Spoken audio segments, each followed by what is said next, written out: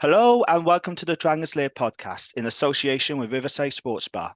I'm Jamie and joining me as always is Gavin Thomas. How are we doing, Gav? I'm all right, Jamie. I've refereed 7 games of under 11s rugby today, so my legs are a little jelly. Like I probably ran Excellent. more today than I do when I play. So Did you play on the weekend at all? no, week off, Week off, from right? from my retirement. Yeah, your retirement in quotation marks. Oh dear. Okay, we have another special guest for you this week. One of our most requested guests by listeners, actually. So he's a Carmarthen-born Dragon who made 130 appearances for the club over 8 years. His willingness to put his body on the line, even if the game had long been lost, made him a Dragons great and a fan favourite on the terraces. He was our ultimate warrior and we loved him for it. We are very pleased to welcome Nic Cudd onto the pod. Nic, how are we doing? Yeah, great. Thanks. Yeah, and thanks for having me. No problem. Pleased to join us. Let's start from the beginning then. We ask all our guests to explain their rugby journey. So how and where did it all start for you? I started with Pontiet's juniors, so I was like when I was about under eights. Played there then until say about under 15s, and then moved to Tumble Rugby Club. Played there, bit of youth rugby there, and then I could join the Scarlets Academy then when I was 16. Went from there, played Llanelli, my first sort of senior team for a few years, and then when I was about 20, I think I was 23 then, I left Scarlets and Llanelli and joined the Dragons and stayed with the Dragons then until I think 2020, so from 2012 to 2020. Yeah. So who were your role models growing up then, Nic? Were there any players that you looked up to when you was growing up and playing the game from a young age? I think like the usual is like sort of superhero in my time was like John Lumu, was like that type of guy. And like from a sort of positional, when I got a bit older, then positional guy I kind of looked up to, or I thought was really good at the time when I was kind of moving to like a flanker position was George Smith. I remember I think it was a 2001 Lions tour, and I think he was probably at his best. He came on the scene like they were quite young, I think, at that point, and he was outstanding that tour, and I kind of just loved the way he played, sort of all action, and just had a big effect on games. That's what I found. Yeah, he was a hell of a player, wasn't he, George Smith? Fair play. So you arrived at the Dragons back in 2012 from the Scarlets, and I think Darren Edwards was head coach at that time, was he? Is that correct? Yes, Darren Edwards? Yeah. Yeah, and Robert Blood was the assistant, I think. Yeah. So how did the opportunity to play for the Dragons come about then, Nic? Well, that was I knew Rob Appleyard because he was back when I was sort of Scars Academy when I was younger. He was one of the coaches in that environment, and then a bit with Llanelli, RFC, but then he'd moved to Dragons a couple of seasons before I'd gone. He tried to sort of kind of get me to go up maybe a couple of seasons before, but I was still sort of on the Scarlets, still going with them, and then.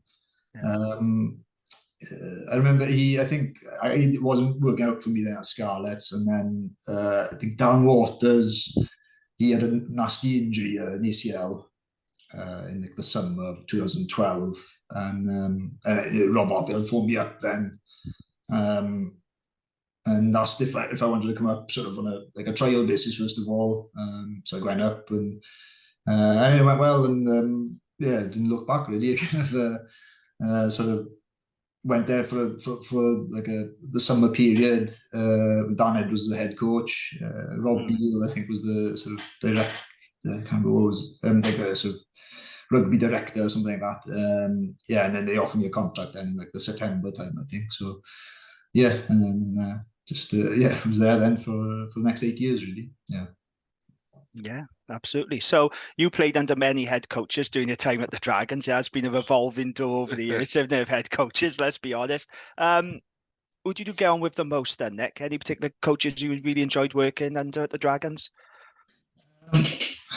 In their own way, I kind of got on with most of the ones. Like you said, I did go through quite a few in my time then, in that 8 years. Well, initially it was Dan Edwards was the head coach with Rob Appleyard. Got on fine with them. well with them, and then Lynn came then in the next season with Kingsley, and they got on well. We both got on really well with Kingsley. I think they really helped sort of kind of bring out the best in me a bit, I'd say. Maybe because of the position they used to play, like they used to the same position, open side and things, and especially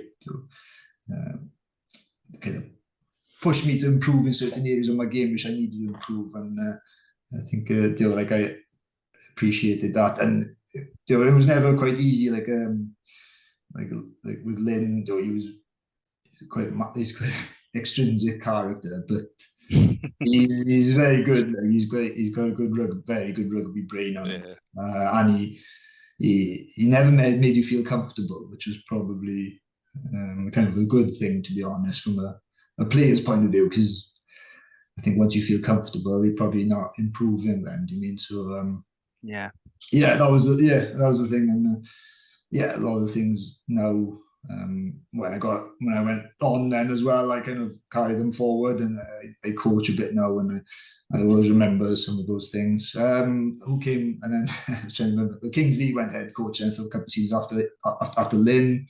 Yeah. Then Bernard came in, then Bernard Jackman. I got on fine with Bernard, I think too. Like he was fine. Like he came in quite.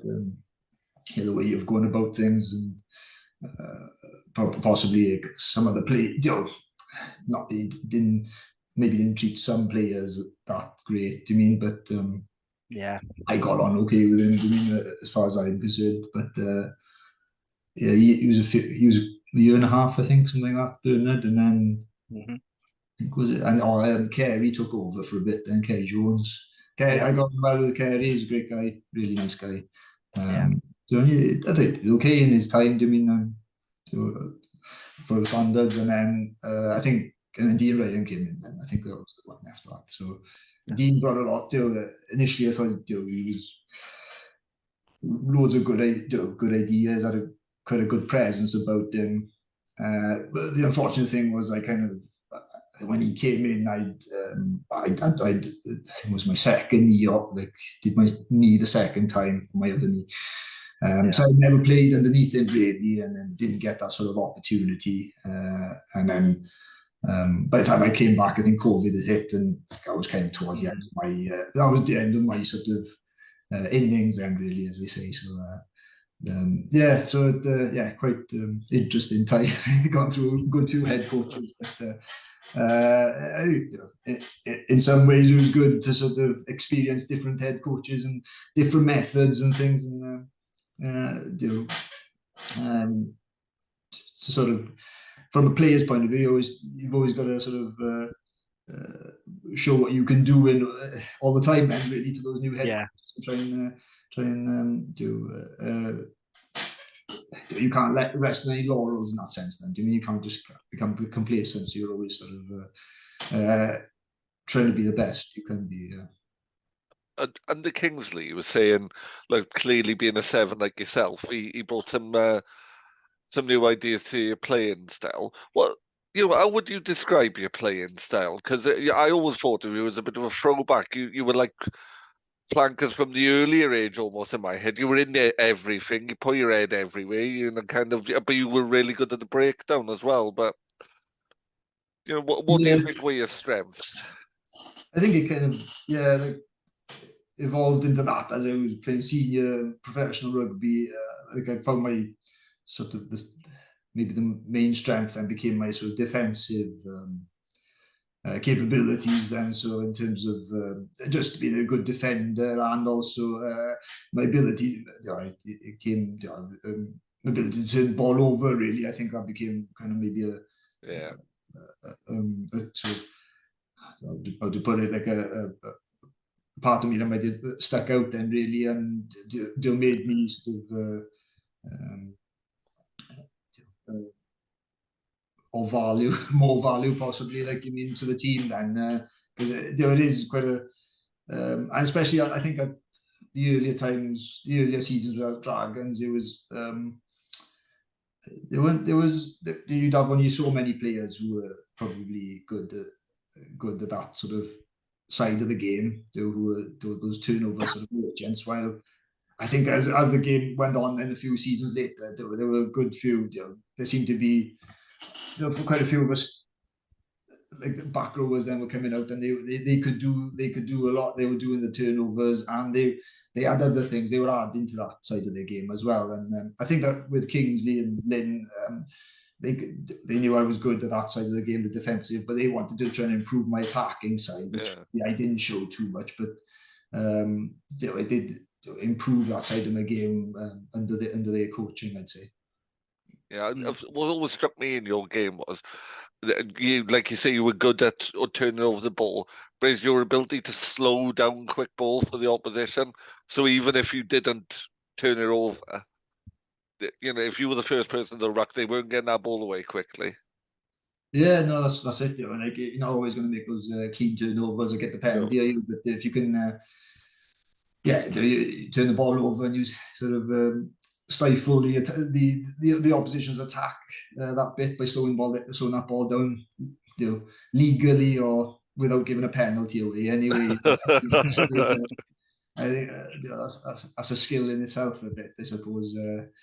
Trying to get do it without giving that penalty away. So you kind of, I think, that's why I tried to get good. That was like trying to get you gauge a referee as quickly in a game, and then you can, you're able to know how much you can kind of push it then throughout that game. Whether how long I can kind of slow that ball down, or they're not allowing it, and they'll penalise you quickly. So hopefully I didn't.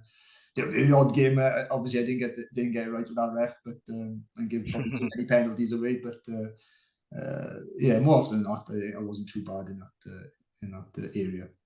No, you certainly wasn't. You were always very popular with Dragon supporters, and that was proven back in 2020 when Dragons opened an online ballot for supporters to vote for the Ultimate Dragons 15. In the open side position, you came out on top with 36% of the vote. You beat the likes of Colin Jarvis, Jason Forster, Richard Parks, Jamie Ringer, and Ollie Griffiths. What do you make of that? Because that's a pretty good endorsement, isn't it? That just shows how much you're valued by Dragon supporters. Yeah, not sure I kind of managed to win that, to be honest. Oh, come on, don't put yourself down, Nick. Come on, you were brilliant for us. Or something, I'm not sure, but no, it's great, isn't it? I mean, I wouldn't expect to doing that with those caliber of players. I mean, I'm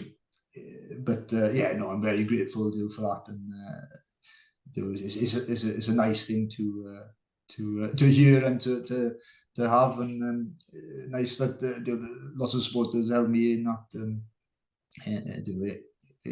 vein. Yeah, absolutely, well deserved, I'd say. You came up against many quality players in your career. Who was the toughest opponent you ever faced, Nick?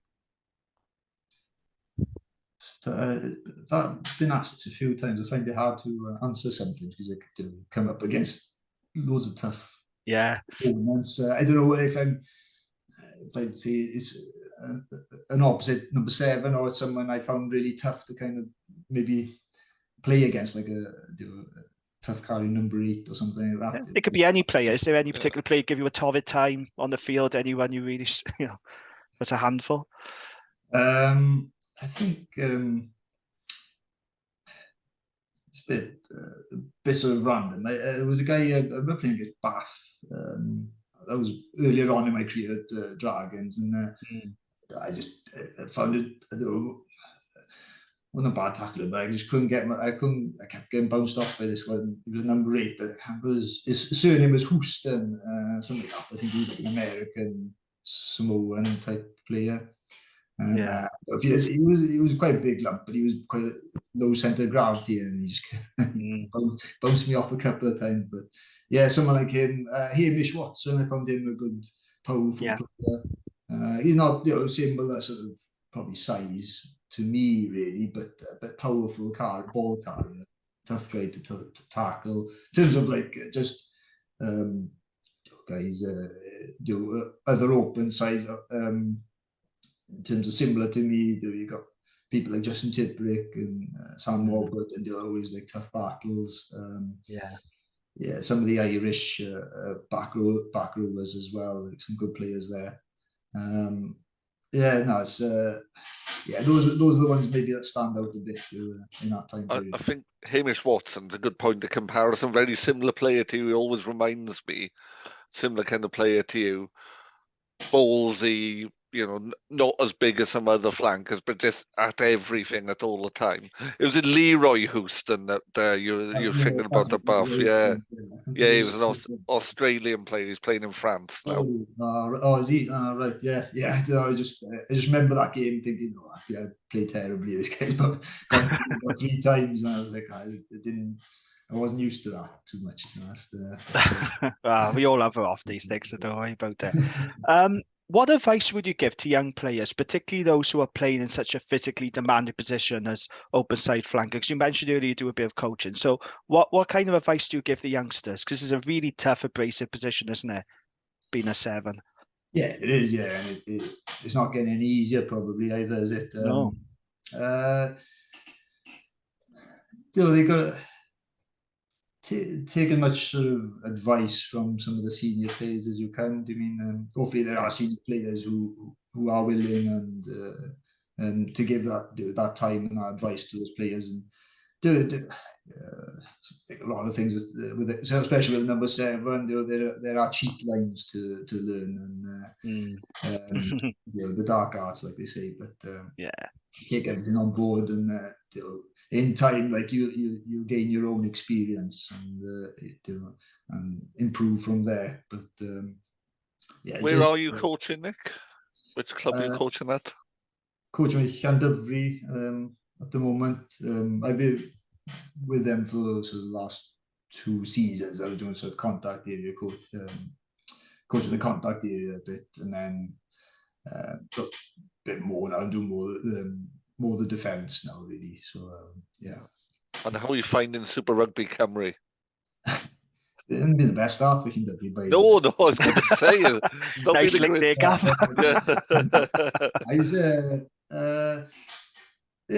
So like it's still early days in the season, so hopefully we'll come good again now. But it's to be honest with the Super Rugby Cymru, I haven't noticed too much difference yet. I don't feel as the season goes on, we'll do, because it is a bit of a different format eventually than with playoffs and things than they were with the Welsh Premiership. But I suppose in terms of Llandovery, I'm not sure about all the teams, but even previous seasons, we'd always have a decent relationship, I think, with Scarlets and the players that would be allocated to us. So it's at this moment, I haven't noticed anything too different, but maybe as the season goes on and maybe that different format of the playoffs and how many teams go through into those playoffs, we'll find out more then as it goes on. The same teams are strong, essentially, aren't they? And Newport is still strong, Ebervale is strong, Llandovery is strong, and Cardiff are looking strong. So it doesn't seem to be a huge change in fortunes for anyone. Yeah, I think Newport were very strong last season, and they seem to have continued with that. They've got a good, strong squad, so I think they're probably going to be one of the teams to beat. And like you said, as well as Cardiff, they'll be up there, I'd have thought. Apart from that, Ebervale, obviously we lost now back to back to them, unfortunately, from our point of view, but they're a well-drilled team, to be fair. Ebervale, I think most teams will find it difficult against them. I mean, Gav's happy now because he's never failed fancy. He's enjoying this now, Nick. I'm enjoying this. He's enjoying it, yeah. Difficult team to play against, definitely. I think they've always been like that, to be fair, Ebervale. But I remember I had one game for Ebervale and enjoyed that game as well. A good bunch of people up there. Yeah, I forgot you did play for Ebervale, didn't it? Was it just once, Nick? Was there you played for? Yeah, just the once. It was pretty much it was when Dean Ryan was coaching. I eventually come back from my last knee injury. It took a long time, and then I just wanted to get some game time. Like at that point, Tane and Aaron Wainwright and people were coming through, so it was like kind of lost my sort of position and really in that. So I wanted some game time, and I went to play a game for Iberville. I think we played RGC March time, 2020. Played one game, thought I might play another few games, and then COVID hit, so I think that was it then, really. Yeah, but I enjoyed that one game for Iberville. It was sort of a good bunch of people up there, players and supporters. Yeah, certainly. Yeah. So after you left the Dragons back in 2020, you played for Carmarthen Quins, and then you hung up your boots in 2022. Ending your career at your hometown club seems like a fitting way to bow out, doesn't it? Was it a difficult decision, Nic, to call time on your rugby career, or did you just think that's it now? I'm done. How difficult? I went. I went back. So I wasn't too sure what to do after I left Dragons and after the COVID period, whether to sort of go back and play. But I was I think I was 33 or 32. And then I was thinking, I didn't want to get to sort of 35 and think, I wish I'd gone back to have a little bit, play a little bit. So I went to Carmarthen Quins to have a season, with intention of playing more, maybe seasons. But I think as I started playing, I think I wasn't probably in the best condition, like as I had been in my previous career. So previously when I was at Dragons and before that, I think in the COVID period I'd got into sort of road running and things and lost too much weight, and I wasn't exactly the biggest guy anyway, so I got in a bit lighter than I should have, so I was finding it a bit tough. But I think I got in, played a bit there with Quins, but I think I was quite the same player. Picked up, I remember, I started one game down in Arbravon. In the first, kicked off, maybe the second phase, someone ran in, knocked me out, broke my nose. I think I remember, like, after that, I was like, the first 30 seconds of the game, I was like, I think I'm done now. I don't think I need to. You're going to be a target, though, aren't you? Playing at that level, having had a regional career, people are going to think, I can make a name for myself here. I don't think it was that, to be honest. No. I think it was just one of those unfortunate things that happened in rugby. But it was. I think there was a good bunch of boys at Quins and stuff. But I kind of I think I realised. I think you speak to people now and you kind of, when you know type of thing. And I realised it wasn't. I got to a point where I was working then as well. Started working with the NHS that season. It was quite an intense sort of scheme I was on. So I think that your priorities change then. I had a young family, two really young kids. So they kind of, rugby took a bit of was down the pecking order a bit, and it wasn't my main priority. And if I can't give it my all, I it's probably not worth it then, is it? So that was I made that decision then. So the decision in the end wasn't too I think I just knew I wasn't gonna do that. My time was done. I think I was happy to finish then. I mean, that's fair enough. Do you miss it though, Nic? Now, do you miss the buzz of running out of Ronnie Parade in front of the fans? Is it part of you that still misses it, or you're quite happy now with the coaching gives a little bit of that, like the rugby is sort of in my sort of done it for so long. It's kind of is in my sort of in your blood, whatever you call it. But sometimes I kind of think, I could like join in or something. Kind of realize, oh God, no, I can't. It's gone. I'm not up to it anymore. I'm sure the boys have grown even more since when I was playing. I don't know, but no, I'm okay. I kind of finish. The coaching, I'm enjoying the coaching at the moment. that's up and down and things. But I'm enjoying doing that and trying to improve in that all the time. That's my sort of aim at the moment. Yeah, good stuff.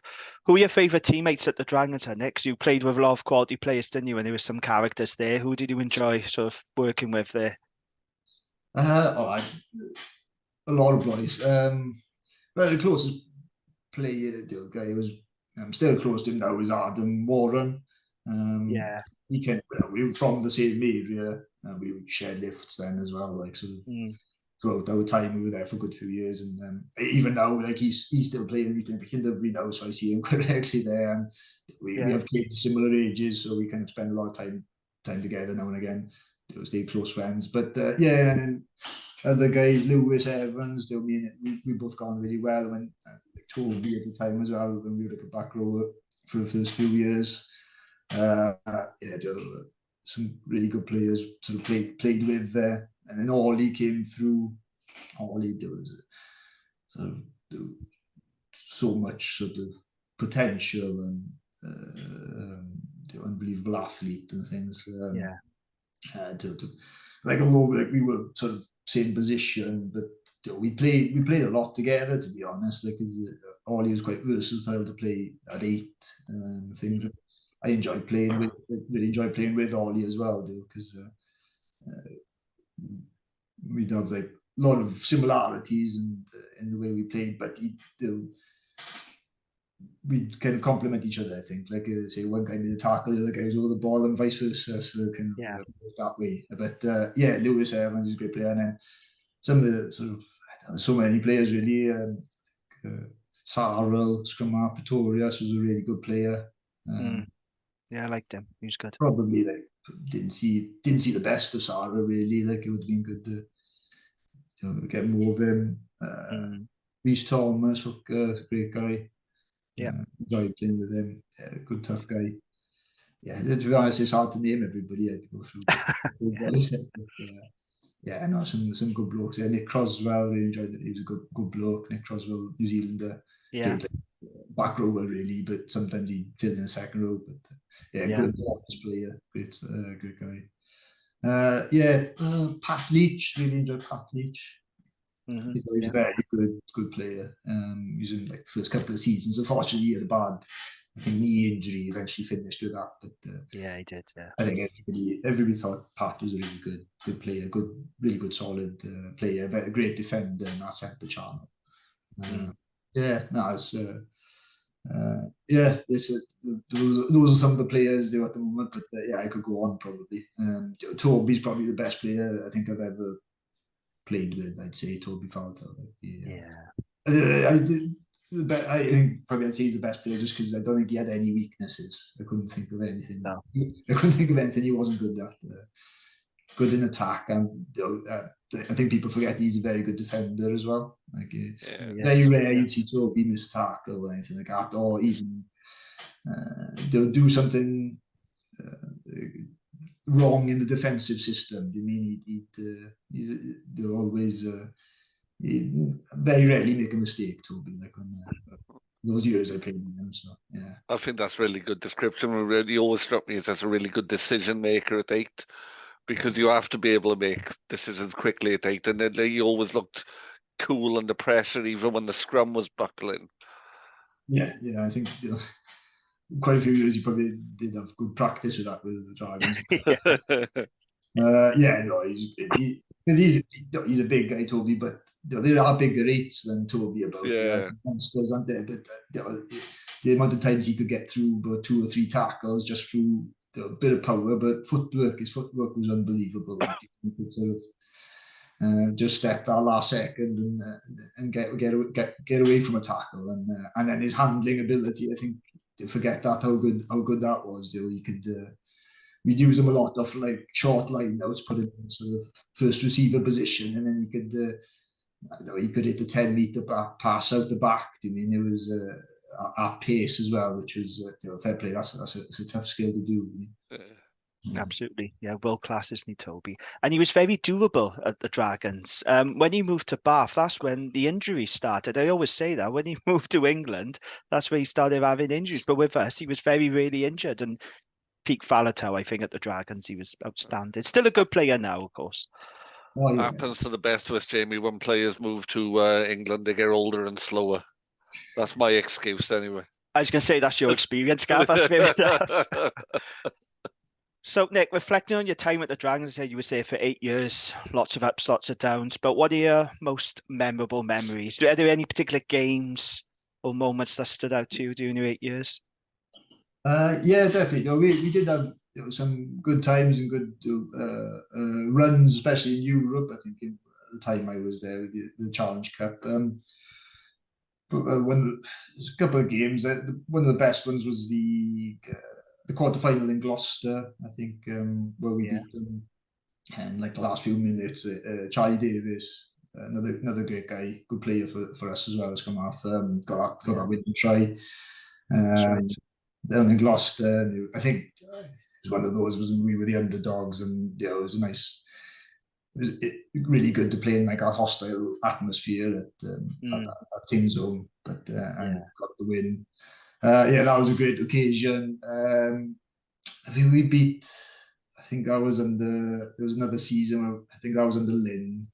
We beat Leinster. I think home and away in one season. 2015, I think that was. We did the double from 2015. Yeah, I remember we went over to the RDS, beat them out there. It was a great win. And then we beat them then on the home tie then in Rodney Parade, and I think and then another one was I think Cardiff. And that was another quarter final of the European game in Rodney Parade. That was a great win. You scored in that game, Nick, didn't you? You was on the bench. Yeah. The bench came on. Yeah, I scored a try, which is I didn't score loads of tries, but that was quite a nice one to score, definitely. That was a great occasion again. One or two Boxing Day derby wins as well. Some good, definitely some good memorable occasions. Even where I think we played in the semi-final against Montpellier in Montpellier, even though we lost. I think it was a great occasion, and so the team I think Montpellier had at the time, it was a great experience to play against some of those guys. Some really good, experienced world-class players there, and just to test yourselves out against some of that opposition was a great experience. Yeah, we did well against Montpellier. We gave a very good account of ourselves that day, I remember. Yeah, so it was probably in honesty, it was probably the golfing class, wasn't it? But we did pretty well. I think. Can't remember the final score, but I think it was a lot closer than probably people thought it was going to be. Yeah, absolutely. I try and remember. Did you play in that game against Newcastle when Rodney Parade was just a river and it got called off? Did you play in that? Yeah. That's got to be up there with your career highlights, though, isn't it, Nick? How did that game ever go ahead? They got called off about 65, and then they said that as long as you get to the 65-minute mark, the sort of score held, then it was okay. So the ref was just waiting to get to that point. But I remember some point during the game, and just thought that this is ridiculous. We were just like running. It was running in water, really, wasn't it? It was like running through puddles all the time. But that was another different experience. Yeah. Did you experience anything like that before or since that game? Because that was just wild, wasn't it? That was weird, we went out to. I remember my first season at Dragons.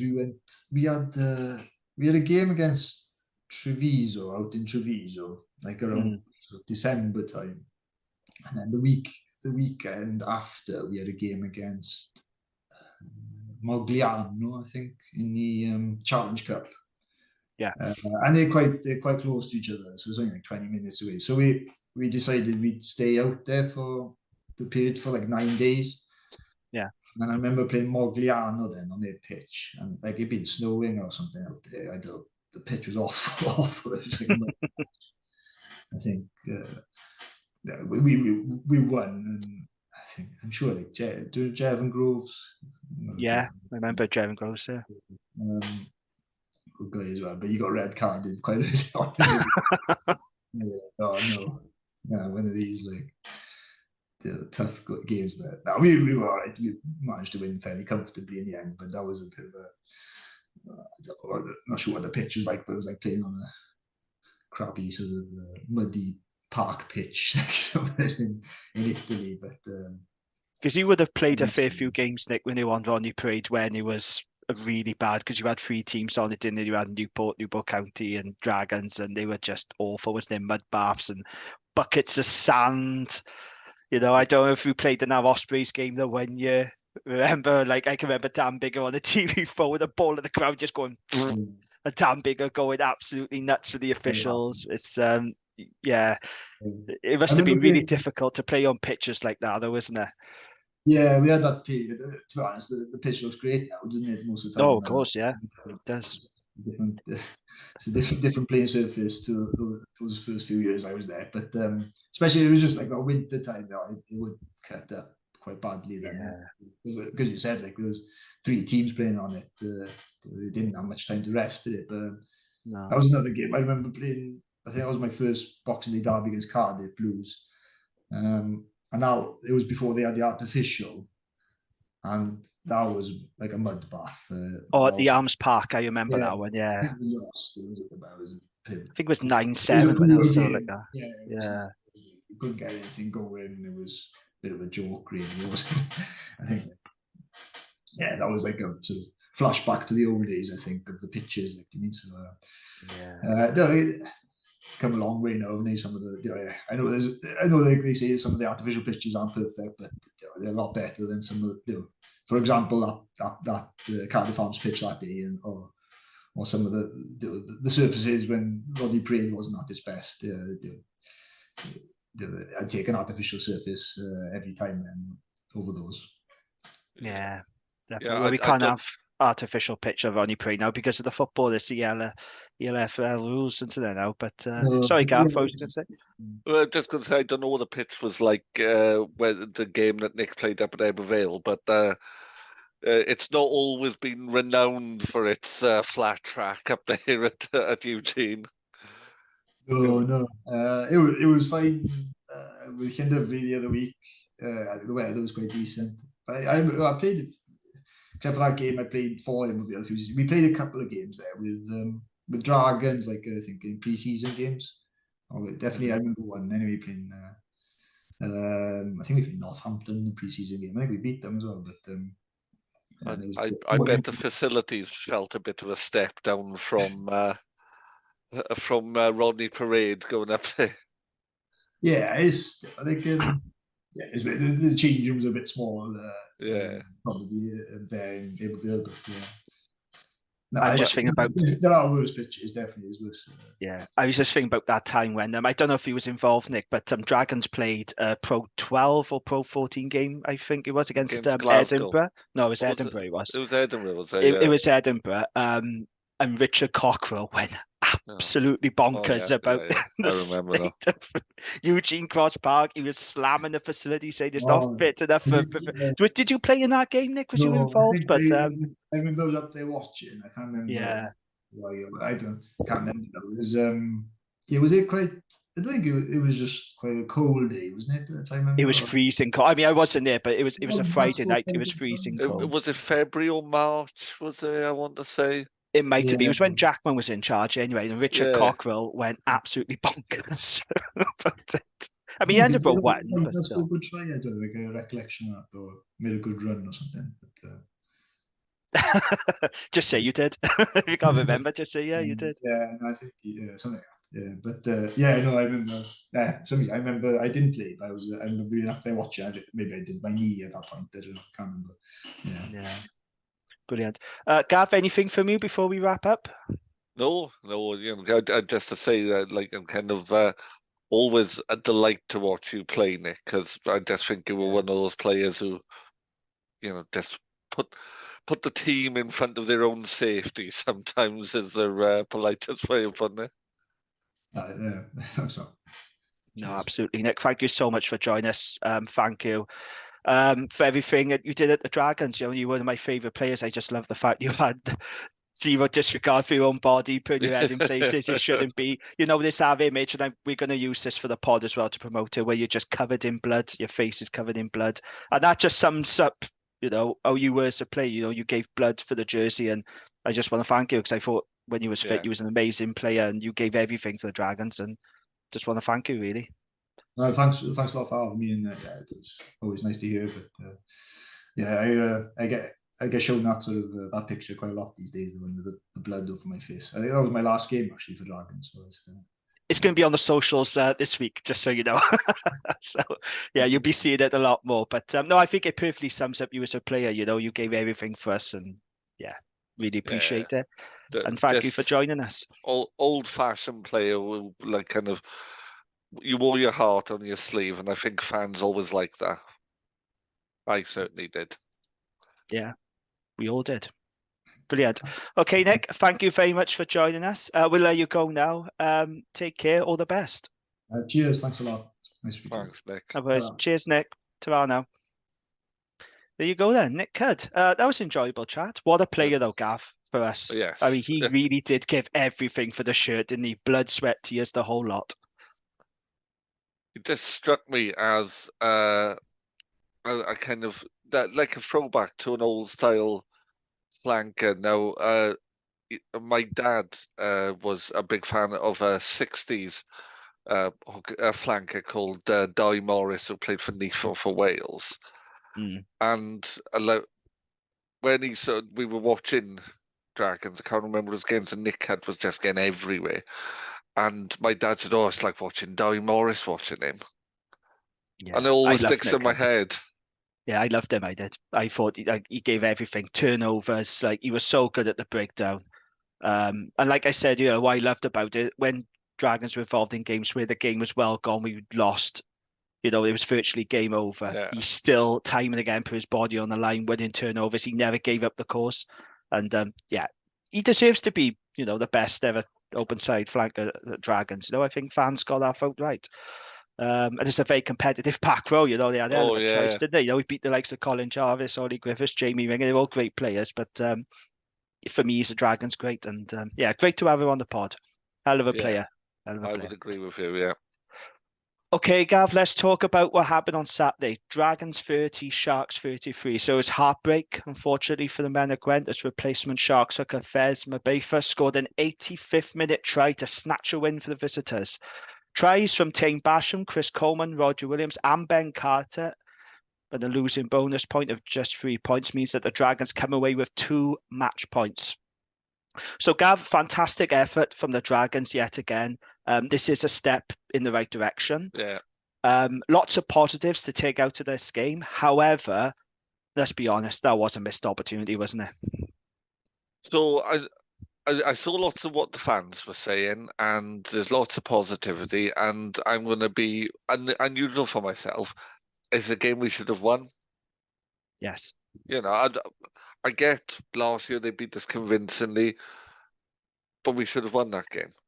And there's 2 points for me where we've lost that game, and it's not in that last 5 minutes, because we were under intense pressure, and I think we did well to buckle but not to break, not to give away a penalty or whatever.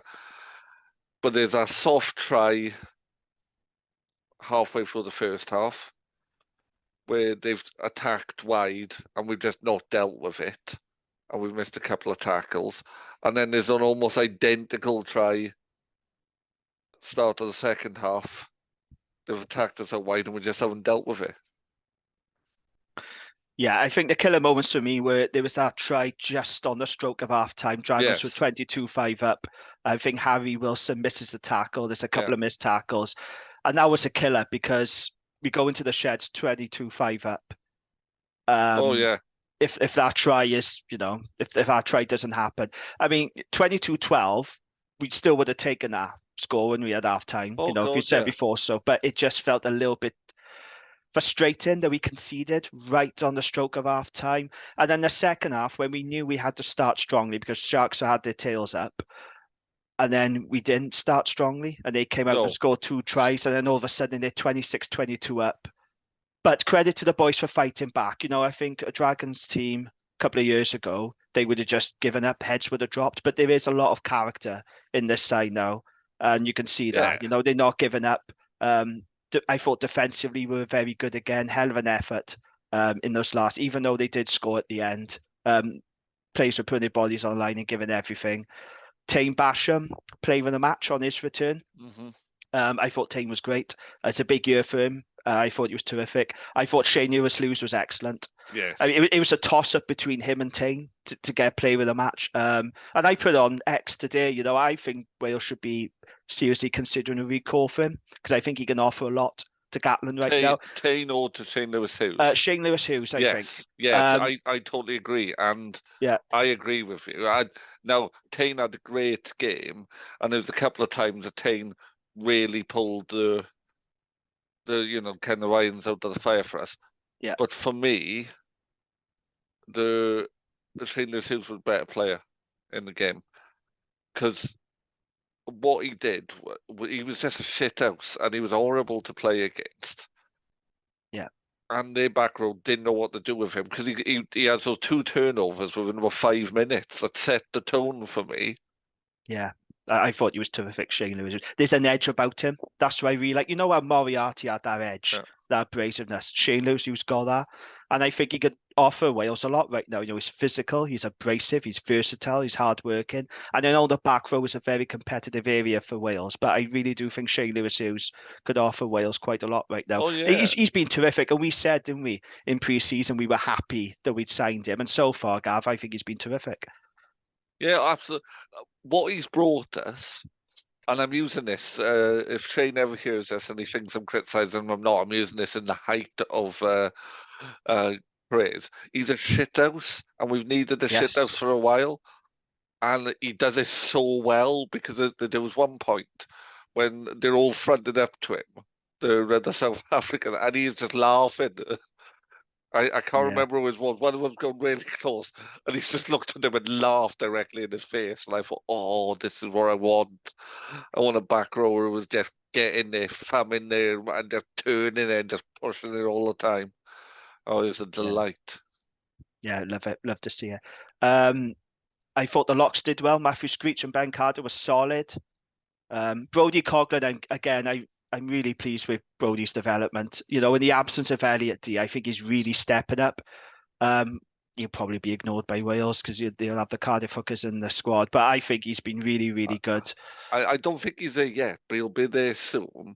My only issue with Brodie, there were a couple of times when we've got a line out, and you can't really blame him. It's not his fault. But the Mole didn't really do anything, and I don't think he really knew what to do.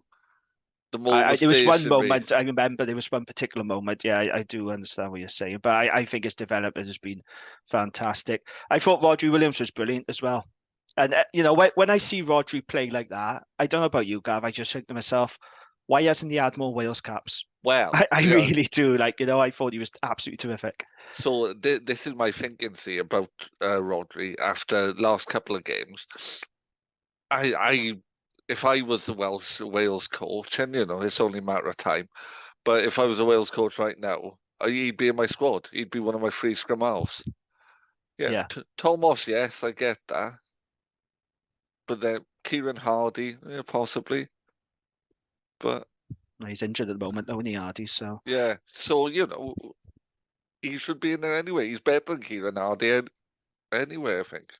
So where I was sat in the Bisley, you got the hospitality box just a couple of rows behind me.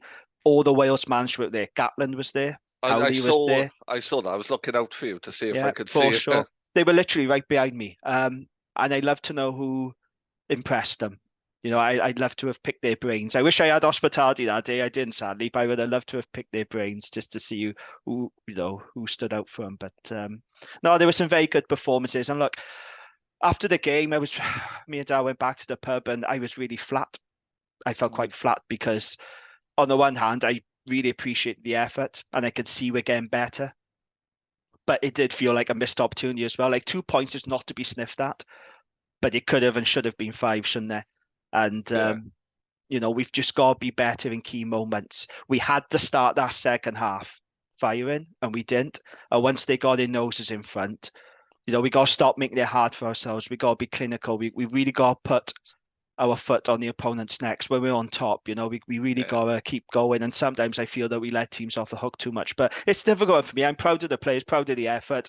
Like I said, it's a step in the right direction. It's a step forward. But I do feel it's a missed opportunity. I think both things can be true at the same time, isn't it? To be happy with the performance, but Yeah. also think we should have won that. That was there for the taking. I think we performed well, but we should have won that game. And I Yeah. think, for me now, you can see the impact of Philo defensively around the fringes, because Yes. they were beating us up a bit at the collision, but they weren't massively getting over the gain line. We were slowing them down. We were being awkward. We were holding them on the gain line as much as we could. But where we struggled to defend was out wide. Yeah, We were I thought that. we defended narrow, and then we got exposed out wide, 3 or 4 times, and a couple of times led to tries.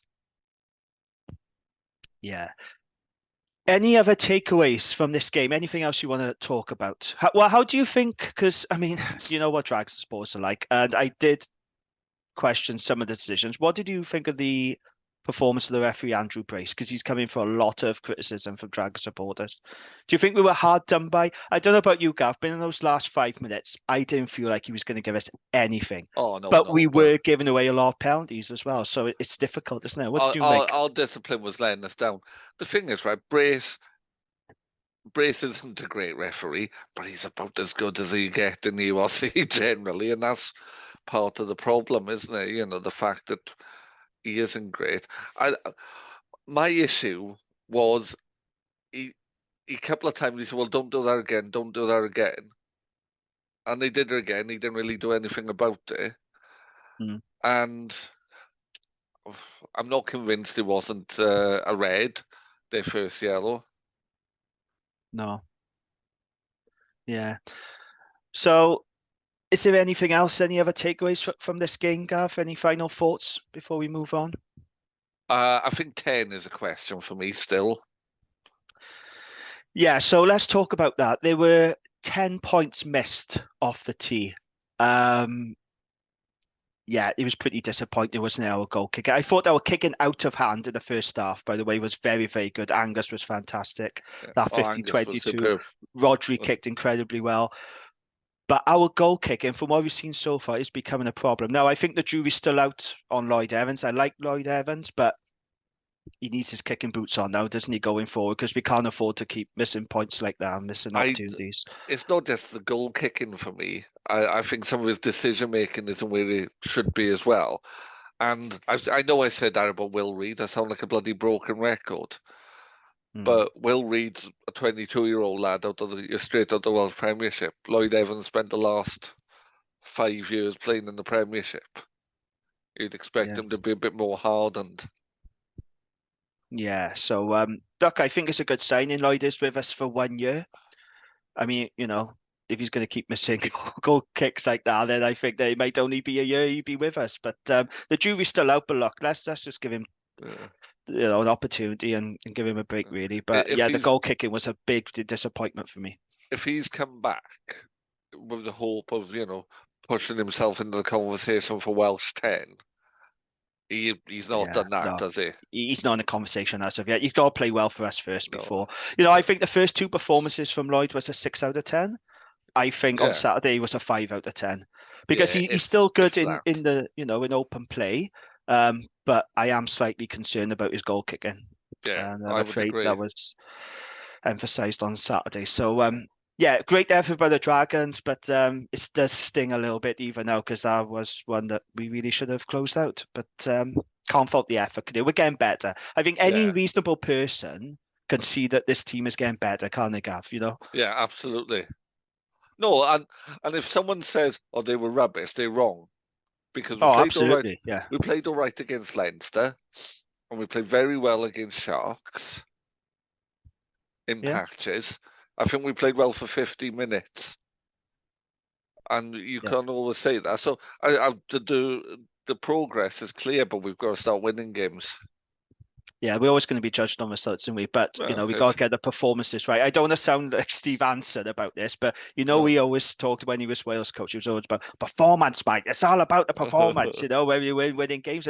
It did get on a lot of people's nerves, didn't it? And he became a bit of a media joke. But when you look back, he was right. You've got to get the performances right before you start thinking about results, because good performances lead to results, don't they? Oh, And absolutely. and I think that's just where we are at the moment. But yeah, a hard one to take, but like I said, 2 match points. It's not bad, is it? I suppose it's not We've what we always said wanted. bullet bonus points, but we've got 4 tries in the game as well. Yeah, even when we lose, we need to pick up points, don't we? That's what we said. Yeah. So yeah, we'd be going back on what we've already said on this pod more than once. So Absolutely. yeah, I think we could have won it. We didn't. We move on. Yes, we move on. Okay, so a bit of news then, some sad news actually. A Dragon supporter died on Saturday following a medical emergency outside Rodney Parade. An official statement was released on the club's website on Sunday morning that reads the following. Dragons RFC is devastated to learn the tragic passing of a supporter following a medical emergency outside Rodney Parade prior to Saturday's fixture with the Hollywood Bet Sharks. The club has contacted the supporter's family to pass on our condolences, and we ask that they give him privacy to grieve privately. The thoughts of us all at Dragons RFC remain with the supporter's family and friends at this desperately sad time. And I just want to give our condolences from the pod to the supporters, friends, and family as well. It's awful news. Yeah, sincere condolences. Very sad. Okay, Gav, time for your Gwent Rugby Roundup. What's the latest? So limited program today in the top, or this weekend in the top divisions mainly. So Super Rugby Cymru, as Nick suggested, his Llandovery side did not do as well as they might have liked to, and they've had quite a poor start now. They've lost 2 of 4, I think, losing 31-29 at home to Ebervale. Newport continued their very strong start with a 29-19 win against Aberavon. Yep. And Pontypool, who've been up a bit up and down, won at home at Pontypool Park, winning 32-20 against RGC. Good result. A good result, yeah. Into the Premiership, where not a good weekend for Gwent Rugby. Neath beat Cross Keys 47-22 at Neath, and Newbridge were nilled away to Pontypridd 22-0. The championship, Brimow's tough start to the championship continues with a 30 points to 20 away defeat to Aberdeen. Bedwas, very convincing winners at home, 36 points to 3 against Cambrian Welfare. A cracker of a game down in Cardiff where Rumney, not all Rumney, drew 20-all with Penaltha. And Annisd lost 50 points to 32 at home against Glamorgan Wanderers. So, oh dear, a tough weekend there. Into Division 1, Ablairi Blaenau Gwent beating Dowlais 31-21. Bedlinog beating Sengenef 29-25. Cracker of a game there. A really good game up at Blaenavon. Blaenavon drawing 25-all with Newport High School All Boys. And Abergavenny losing 27-22 away to Nelson. And Pontypool United losing 16 points to 40 at home to Monmouth. Not a great day for Pontypool United. Into Division 2, Abercarn beat Risca 19 points to 5. Blaenau beat Ask 31 points to 7. Caldicott beat Pill Harriers 34 points to 27. Croeso Kiliog lost 17 points to 24 at home to Blackwood Stars. Garndiffaith lost 15. Well, we're losing 15 points to 25 when the game was to Cumbrae, when the game was abandoned, but the result stands. And then into Division 3, Abertwsog beat New Panteg 20 points to 15. Caerleon beat Rumney, or lost 25-27 to Rumney, our Rumney. Newport Saracens beat Chepstow 24 points to 5 away. Fleur de Lis beat Nantiglow 34 points to 3, local derby there. And tough day for Oakdale, who went to Machen and lost 59-0. And then, yeah, you wouldn't want that. No, that's a tough one. And then into Division 4, Bedwellty beat Llanilla 34-27. Crickhowell beat Betos 28-21. Forge side beat Whitehead 48-22. and RTB Ebervale beat Pontefract 29-14. Some of these results from previous weeks, so I'm just catching up gaps there. If anyone says, "Oh, we've heard some of these before," I've filled up some gaps from previous weeks. No, that's fair enough. Is that it, Gav? For the It is, roundup? yeah. Nothing Brilliant. in Division 5 and 6 last couple of weeks. Okay, excellent. Thank you for that. Before we move on then, a word from our sponsors, Riverside Sports Bar, the place for sport and great food. So with multiple HD screens showing all the latest sports action, you'll never miss a match on TNT, Sky and Premier Sports. There's a wide range of delicious food and drinks to keep you going throughout the game. From juicy burgers and crispy wings to refreshing beers and spirits, there's something for everyone. They're located next to the river in Clarence Place, Newport. Or for more information, go to www.riversidesportsbarnewport.com. Okay. Their menu for the Six Nations. Have you seen the burger menu for the Six Nations? Yeah, they did it last season as well. Yeah. It's great. Is that the English one actually is very, very nice. That's the one I was going to say. Yeah. And nothing's not improved by a fried egg. Absolutely. Yeah, fair play. And like I said, I recommend the dirty fries. The chicken dirty fries in particular is absolutely stunning. So yeah, get down if you can and have some grub. Okay, so let's move on then. Round 4. Another South African team, Emirates Lions at Rodney Parade. It's a Sunday afternoon kickoff. The game is live on Premier Sports and BBC One Wales. We're on BBC One. Wow, would you fancy. believe? I know. Right. Did you watch the Lions and Edinburgh game? I watched bits of it. I mainly watched bits of it because Scottish friends of mine who are not Edinburgh fans were finding it hilarious. Yeah, so they lost 55-21.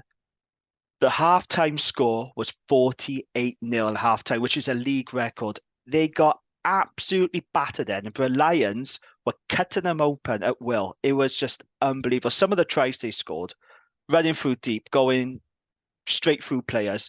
I can't work out whether Edinburgh were that bad or the Lions were that good. Maybe it's a bit of both, and that was a strong Edinburgh team as well. They was full of internationals, so there's no excuses from Edinburgh, but it just shows what a dangerous team the Lions are.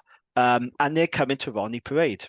Now, we don't have to play them in Johannesburg because it's very difficult there with the altitude and everything, but they're a very, very dangerous team, Gav. Okay, they might not be the strongest South African franchise, but believe me, they're really, really good. You know, they've got guys like Maxwani, Horn, Pretorius, Van der Merwe. They're all excellent players. I'm quite worried about this one. I actually think this is going to be a harder challenge than the Sharks. I think they're really going to take it to us. So defense needs to be very solid. What's the weather forecast for the weekend? I haven't looked that far ahead. I've got to be honest. But Sunday afternoon, we're in autumn now, aren't we? So I'm hoping it'll be... Well, what are you hoping for weather-wise then? Well, right, and I know someone's like, "Oh, well, he clearly doesn't know what the weather's like in Johannesburg." I know it can get wet and cold in Johannesburg. I'm fully aware of that.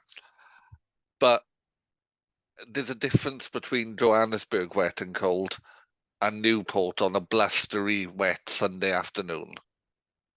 So you wanted to piss down then, don't you? Yeah. And be cold horrible so they can't play their free-flowing bland of rugby. Well, they'll still try. Yeah. They will still try. I want the rain coming off the river horizontally. You want a horrible day, don't you? Yeah. Yeah. I think we play okay, don't we, in wet weather, actually? Before, we used to really struggle, but no, I think we're doing better in wet weather. Oh, by the way, the kickoff time is 2:30. I didn't mention that earlier, but it's 2:30 on a Sunday. A very unpopular scheduling slot, Sunday afternoons for a lot of Dragons fans. Now, team news so far, because we do record this very early in the week. So Angus O'Brien failed a HIA in the game. So he's going to be monitored. And we know Dye is very, very hot on this sort of thing. So there's a good chance that Angus O'Brien might not play on Sunday. So I just wonder, if you die then, do you put Lloyd Evans to 15 and bring Will Reid in at 10? I mean, I don't know if Kai Evans is available or not, but I'm just thinking about players who may or may not be available. We should have Steve Cummins back for this game, by the way. So he's been out with a broken hand, which he picked up against Harbury. So he should be back, which will add a bit more grunt and experience to the pack. Leon Brown pulled out as well, didn't he? On Saturday through illness, so he should be back. But how are you feeling, Gav, about this one? Are you as concerned about the Lions as I am, or how Well, do you feel about like it? you, I watched that Edinburgh game, and I was twitchy a bit, but I'm asking some questions, not of you, Jamie, of the Feel free if you're of asking questions. Lions. Is the same Lions team going to come here? That's been my first question. Well, what do you mean in terms of selection, or just them Yeah, turning up to play? selection, first of all, because we got a Sharks light, didn't we? I mean, they brought back Jaden Anderson, mine from Yeah. Jordan. Yeah, Jaden Anderson, his brother was playing. I mean, he came straight from the Springboks. So, I'm wondering what we get Lions-wise. Yeah, I think they're probably likely to win, but I don't think they'll roll us over. no. I don't think anyone's rolling us over now. And that's a good thing, isn't it? That's where we want to be. We want to be competitive. We want teams to come to Ronnie Parade and really have to work for their win. And to be fair, we did that to the Sharks. I mean, that wasn't a shabby Sharks team, by the way. They still had a lot of very good players. And they didn't have the Springbok contingent, obviously, but they still But had they had good like the players. Jayton Jenkins, and they had very good players in that team. Yeah, I am nervous about this one. I do feel that we need to win these next two games at home, because we've talked about this, didn't we? We said we wanted 3 It's home Lions wins and out of that block. Benetton, isn't it? Benetton, yeah, they'll be next after Lions, who have not had a good season so far, They have not. despite this squad. They'll come down here fully loaded, I'm sure, though. They'll be like playing the Italian test team when they come to Rodney Parade, no doubt about it. But yeah, I am a bit nervous about this one, because I like the Lions. I do like watching them. I think they're great to watch when they're in full flow, but I don't like it when we play them. No. I really don't like it when we play them. I like watching them. They're a good side. Yeah. It'll be nice for them to play in front of a ground that has an atmosphere as well. Well, they don't get barely any fans there. No. Well, if you remember Rian Lowe, the YouTuber guy, Yeah. he came on and he explained that it's not a desirable part of Johannesburg, and there's all sorts of factors why they got no fans there. But it's a bloody tough place to go, mind. I mean, they make it a fort, considering there's no fans there, hardly any fans. They make that place a fortress. I think this is, going back to I saw a couple of people saying, "Oh, I don't like games like this. Can't wait for the Anglo-Welsh League." Yeah, I don't care about the Anglo-Welsh League, but I think Pretoria and Johannesburg probably two of the hardest places to go and play. Yeah. Thomond Park as well. I wouldn't want to do that, particularly on a Friday night. But yeah, you wouldn't want to be going out there and playing. Unless someone wants to pay for me to do that. If someone wants to pay for me to go and play in Pretoria, I'll happily do it. But, generally. I mean, that is the beauty of the URC, isn't it? Like, one game you're playing in beautiful weather, altitude at Johannesburg, the next you're playing in pissing down rain in Newport. Like, it is diverse like that, isn't it? So, yeah, it's a funny old league, the URC. I still don't like the officiating, but that's a rant for another time. So, but I don't think it's just a URC thing. I watched Premiership. I was watching. I saw highlights of the Harlequins game. Don't think the refereeing was much cop there either. But the URC does have a refereeing problem. I mean, that has been admitted by the URC themselves. Yeah. That's why they brought in that sort of referees liaison manager guy. I can't remember his name now, but it is a problem. No doubt about it. And I think that, the weak teams don't get the rub of the green. And there's been some questionable decisions this weekend. Ospreys, when they were in Munster, there's a couple of challenges going on there. But again, Mike Adamson is ref. I just think some of the referees in this league are just not very good, unfortunately. If you see Mike Adamson's name, you know what's happening. Yeah, you know what you're going to get, don't you? But that's the problem. We should expect better, though, Gav, shouldn't we? That's the issue. We really should expect better from these referees. They've been in the game a long time now, so let's just get proper refereeing. Let's get the big decisions right. TMOs as well. TMOs. Okay, so predictions. I'm going Dragons by 1. I was going to tip a Lions win, but I'm going to try and be optimistic, and I'm going for a Dragons win by 1. Because again, this is a winnable game. This is absolutely winnable game. But I'm probably more worried about this one than I was with the Sharks, to be brutally honest with you, because the Lions terrify me because of how good they are with ball in hand. What about you then? Yeah, Lions by 6, I think. Lions by 6. Well, a losing bonus point. I'd take that. Yeah. That's a positive note to end on, isn't it? We are Dragons fans, though, Jamie. You know, let's. Yes, we are absolutely. So, we're realistic creatures. yes, yeah. No one can say that we're not unrealistic or fanciful with our predictions, can they? At least. No, we're sensible. Absolutely, we are. I think that's it. Yeah, it's been a busy pod, isn't it? Thanks again to Nic Cudd. Gav, thank you as always. And thank you to Riverside Sports Bar for supporting us. And thank you to our listeners. Don't forget to subscribe and leave us a kind review. Please, can you leave us a review on Apple Podcasts? If you listen to us from Apple, can you just, leave us a nice review and rate us 5 stars? Because it really does help the algorithm. It'll put us out there a bit more. So if you can, please, I ask you, to leave us a kind review on Apple. Subscribe from wherever you get your podcast. You don't miss an episode. We'll be back next week. But until then, take care and goodbye.